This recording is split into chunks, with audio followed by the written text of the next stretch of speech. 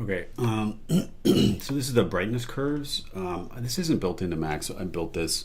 Um, I use it all the time though, because there's this thing in Photoshop called curves. You know, in Photoshop when Yeah. you're editing an image, you can change the brightness and contrast, but you can also do this thing called curves, and it just gives you this mapping between input and output. So input and output, it shows you the histogram. Mine doesn't do that, but this mapping between input and output brightnesses.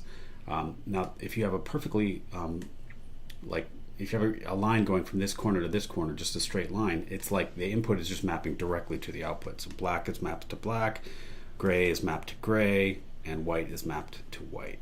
Right. So I wanted this kind of functionality in Max, and so I built this thing called curves, and you can see it does the same thing. So black maps to black, gray maps to gray, and white maps to white. Now you can change the brightness by moving the curve this way. So in that case, black input maps to gray output. White, so gray is going to map to white. So you're just changing the brightness. You could also change the contrast. Now contrast equates to changing the slope of this line. So in this case, this gray is going to map to black. So it's just like there's a narrower range here where it's going to come through. So you can still change the brightness and contrast. I just find it a really convenient way. Now, if you draw the line, you can actually draw the line here, and you can draw it weird stuff. If you want to invert the image, you just invert the mapping.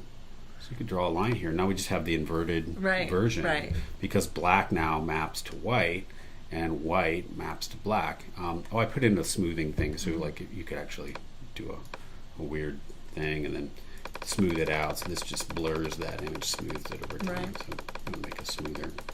And this will be critical later when we start to really do some tracking. Yeah, or if you just wanted to see like one specific brightness here. So now we have a very strange mapping, right? I mean, It's very like yeah, an acid trip. So yeah, brightness. I use this mostly as a way of like interactively setting the brightness and contrast in a way that just makes sense to me because I'm a longtime Photoshop user, Right. And I like the curves tool, and this mapping between brightness, input brightness to output brightness, just makes a lot of sense to me. But it uses char map, so all right. Well, this will come in handy later. Oh yeah. Yeah.